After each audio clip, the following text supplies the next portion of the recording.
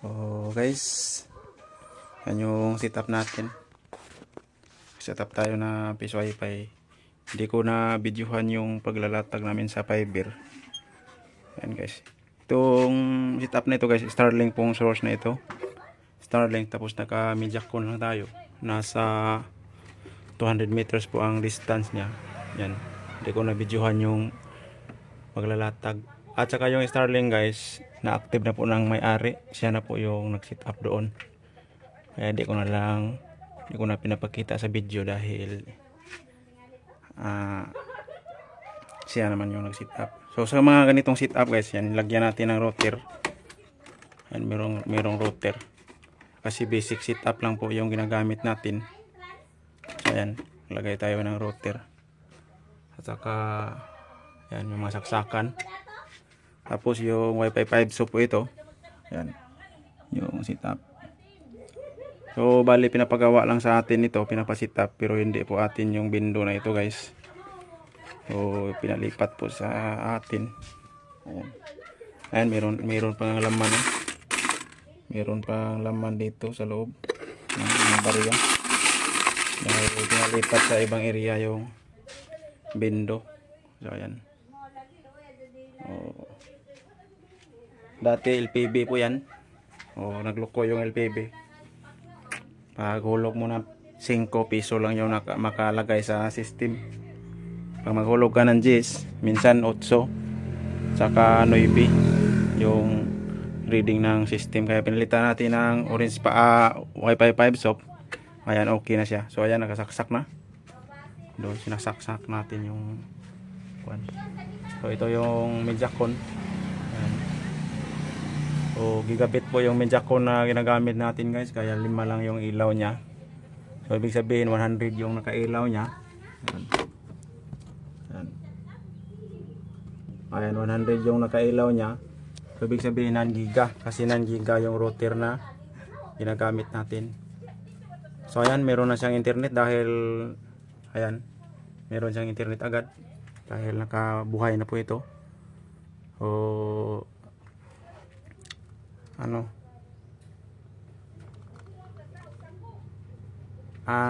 itong microSIS nito guys, pag mayroong internet is steady yung kanyang blinking dito sa internet port, internet sign, dahil ibang firmware, ibang version ito.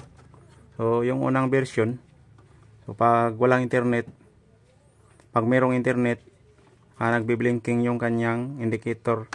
Pero ito hindi siya, stable po yung kanyang indicator. So sa ngayon, susubukan natin kung yan.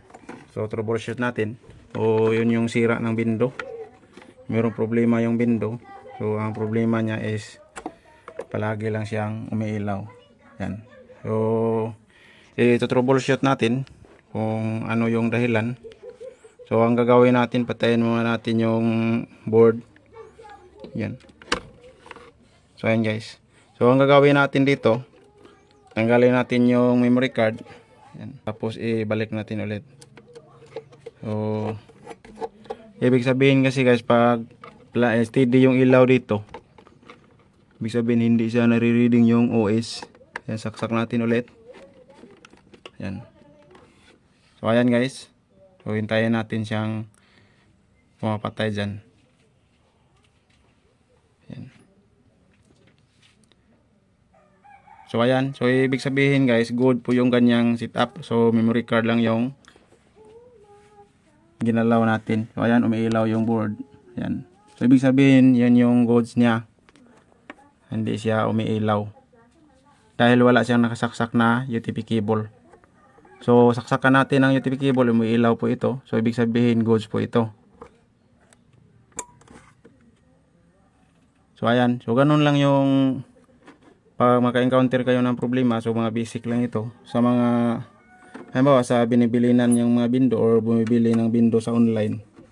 Kadalasan kasi guys sira. So kunting tips ko na sa inyo ito, kung magkaganon yung bindo ninyo. So ayan, blinking na siya. Kung magkaganon yung bindo ninyo, so itanggalin lang yung memory card or i-restart lang ninyo para magbalik siya. dahil minsan nagkukurap po yung memory card, lumuluwag po dyan sa memory card port. So minsan hindi siya nare-reading yung OS. So pag hindi nare-reading yung OS, ganun yung ilaw niya, yung window. So ngayon guys, ito yung setup. So ang gagawin natin is isa-isahin po natin itong tingnan natin yung coin slot. So nagtutroubleshoot po tayo dito. Tapos ibalik natin yung, kasi USB to LAN yung setup niya. Ayan, USB to LAN. So balik natin yung USB to LAN. Ayan. So titingnan ko sa antenna guys kung meron siyang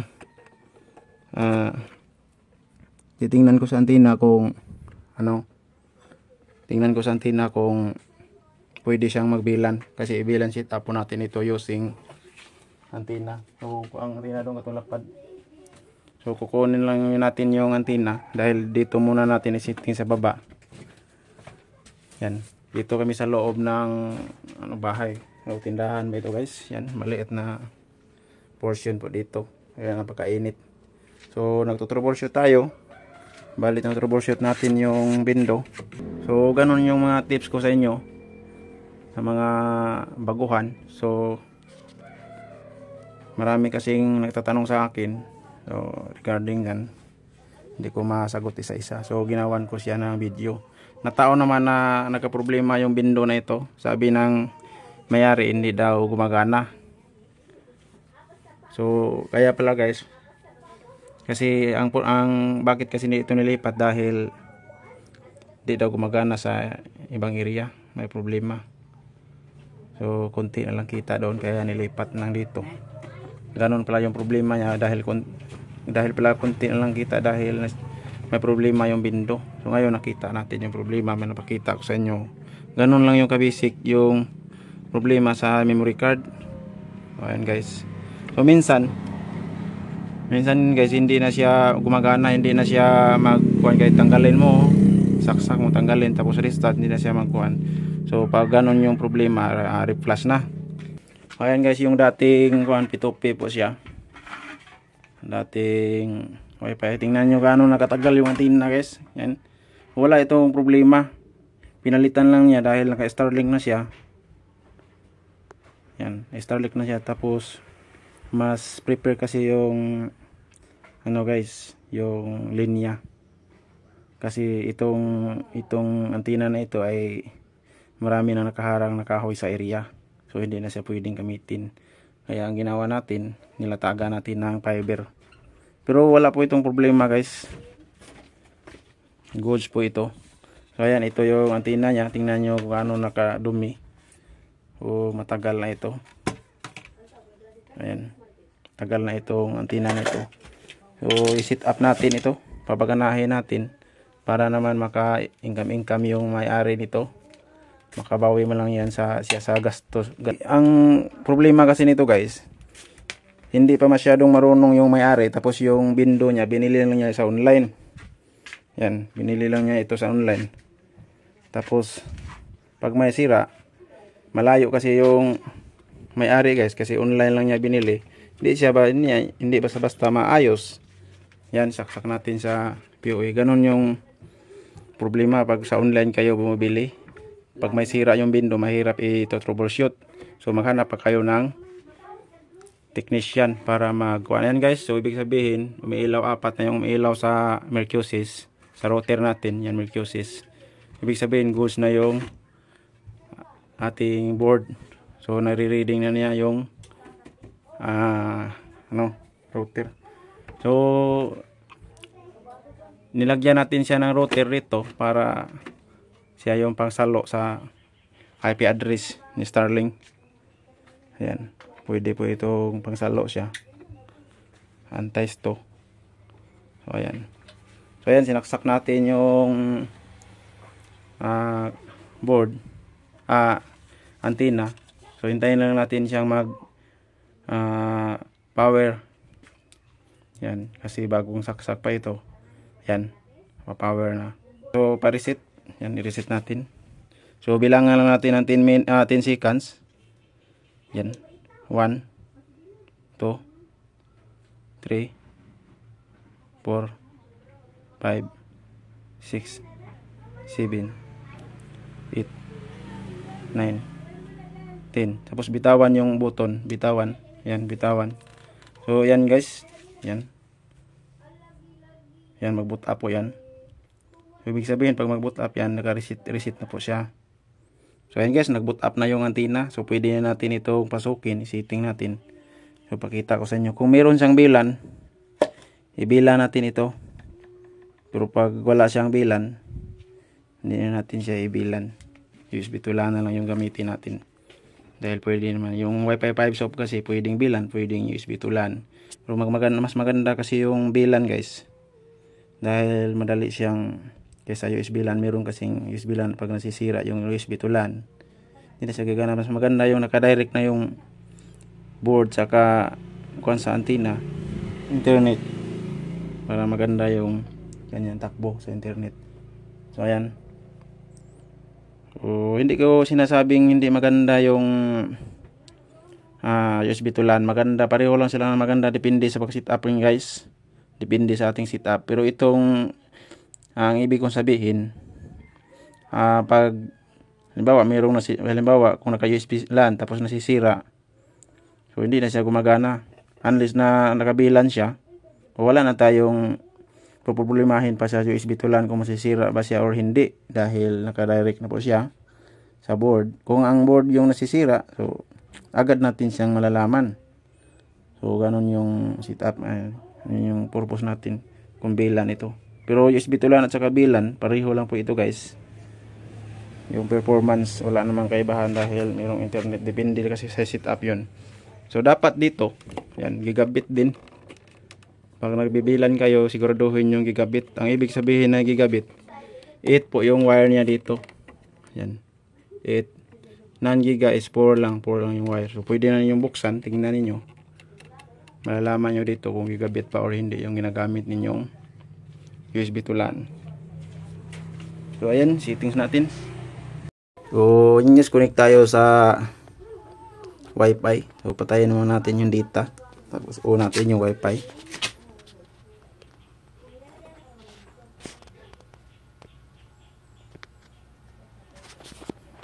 Yan, connected na siya. Mercusis pala yung na-connect dito. So dito tayo sa connect ko muna siya guys sa Mercusis. Yan, papakita ko sa inyo yung source natin. Starlink talaga yung source natin.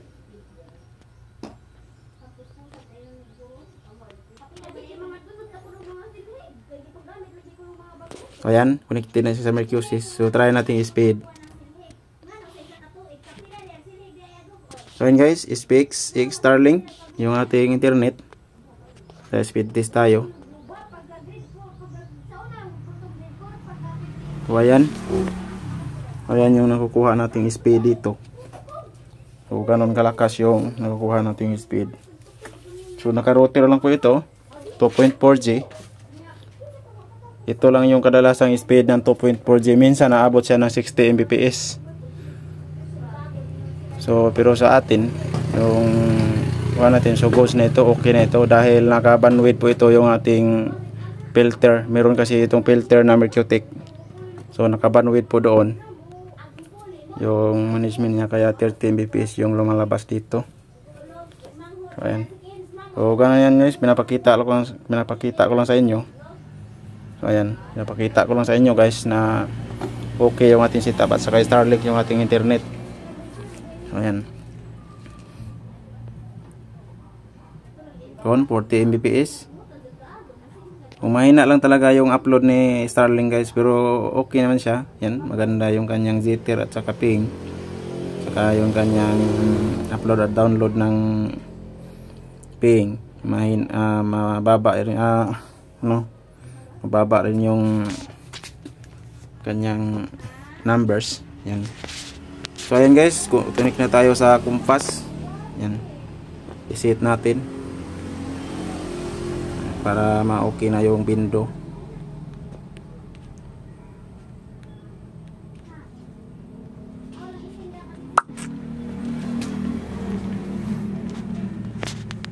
So yan. So dito cancel lang natin yung automatic kasi yung lumalabas yung compass, cancel lang natin, tapos ikuha natin yung IP nya, i-type natin dito para dito tayo ng pag setup. Ayan, default password lang din yun guys. So dito guys, stop ang gagawin natin. Ang ganito yung lumalabas, ikuha natin yung stop settings. Yan, pindutin natin yung stop settings, tapos dito tayo sa network. So ayan guys, meron siyang bilan. Ayan, merong option na bilan, so pwede natin siyang ibilan. Ayan, ibilan natin. So papakita ko sa inyo guys paano ito ibilan yung bindo natin. Ayan.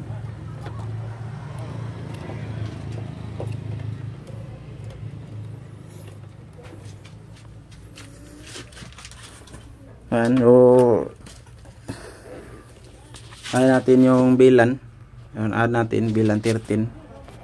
So dito guys, sa settings na ito, pindutin lang natin yung LAN to, tsaka dito. So DHCP lang yung ilagay natin. Tapos dito, ilagay natin bilan 13. So nasa sa inyo na po dito, bilan 13 yung ginagamit ko dahil wala namang ibang bindo na nakakunik dito. Isang bindo pa lang. So hindi pa ito magkapareho ng bilan. Tapos save, yan. So yan guys. So pagdating dito guys sa LAN, wag mo nang gagalawin dito sa LAN. Ayan. Wag muna natin yung gagalawin. So dito muna tayo sa wireless. Wag na yung gagalawin yung LAN at saka yung WAN kasi automatic na po siya. Automatic na po siya ito dahil naka DHCP po yung setting natin. Dito tayo sa wireless. So ngayon sa wireless, isagad natin dito 10 km. 10 km yung kuha natin. So tingnan na natin kung success ba yung ayan, bilan 13. So dito wireless, balik tayo sa wireless. Dito guys, lagyan natin ng SSID yung pangalan. So Angie, ito kasi yung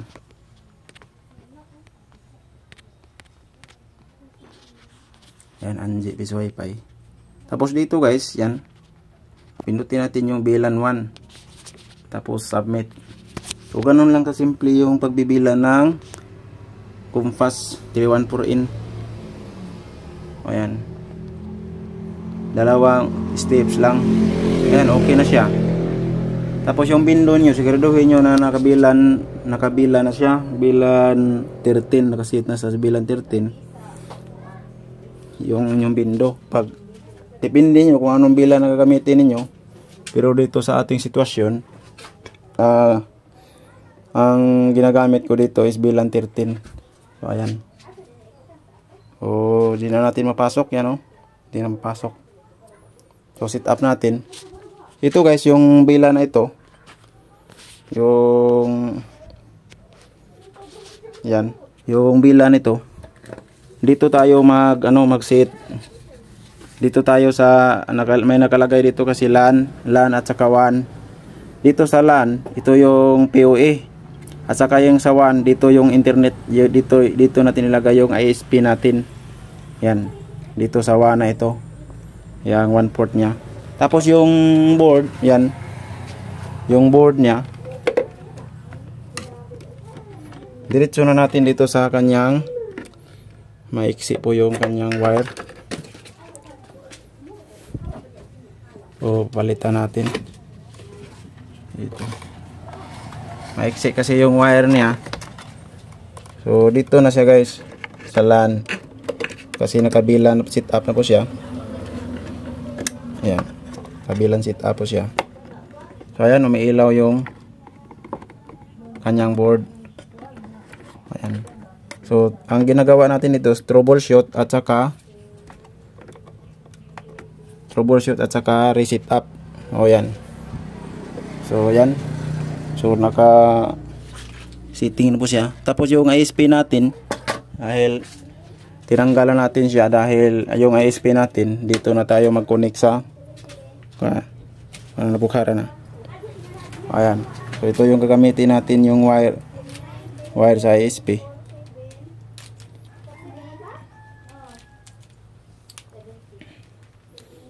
O yan guys, saksak natin dito sa Mercusis yung router natin.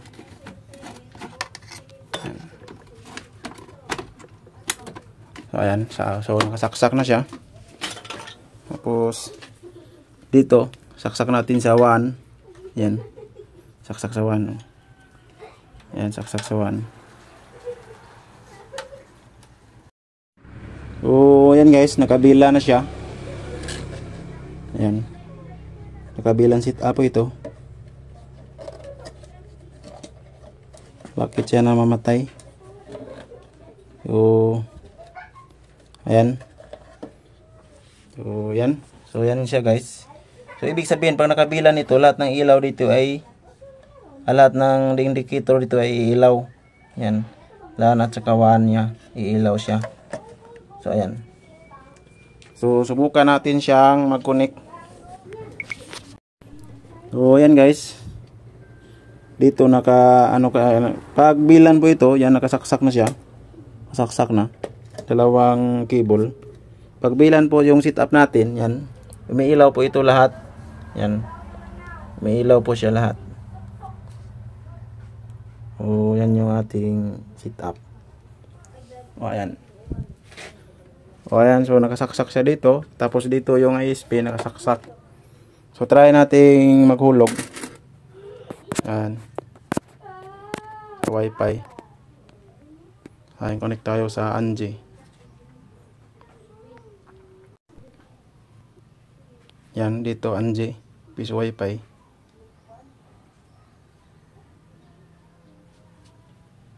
System dahil pag ganito, pag obtaining, hindi ito nakasit ng bilan 13. So, ayan. So, ang gagawin natin ito ay i-reflash natin ito. Ayan. Ayan. So, i-reflash natin ito para nagbilan siya. So, hanggang dito muna yung ating record guys dahil mag-reflash muna tayo. Ayan. So, papakita ko sa inyo. So, ipapakita ko na lang sa inyo guys yung paano mag-reflash ng ating window. Dahil napakita ko naman ito pero pwede natin itong ulitin. So, ayan. So, tanggalin natin. Ayan.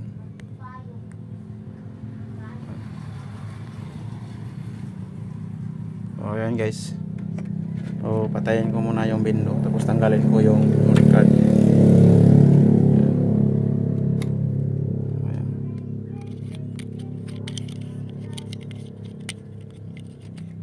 Ayan, nakasaksak na siya. Nakasaksak na siya guys. So, i-reflash natin. Pag saksak natin, yan, siguraduhin natin iilaw yung memory card. Ari ni bago lang ato. I-plus tari ko sa ikon. Talaw na naman. So, ayan, so mas USB drive nakalagay. So ibig sabihin success yung kanyang kuan. So format ko na ito para magbago lahat yung Ang cable tay luag ni. So ayan. So dito tayo sa H-Droid. H-Droid pa rin tayo dahil ito yung gagamitin nating ang class. So hanapin natin yung Orange Pi 1. Orange Pi 1 po kasi yung board. So hanapin natin yung Orange Pi 1.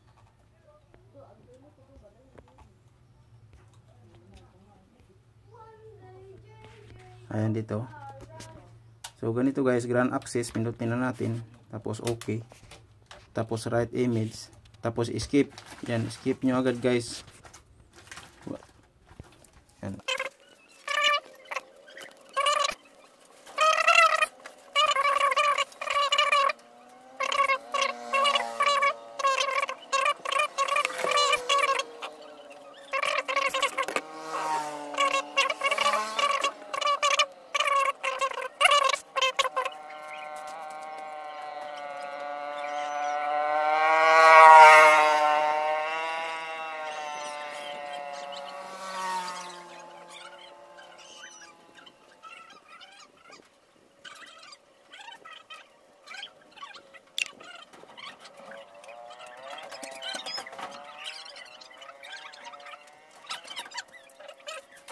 So ayan guys, success na yung ating pag-flash. Success na yung pag-flash natin. So cancel ko na.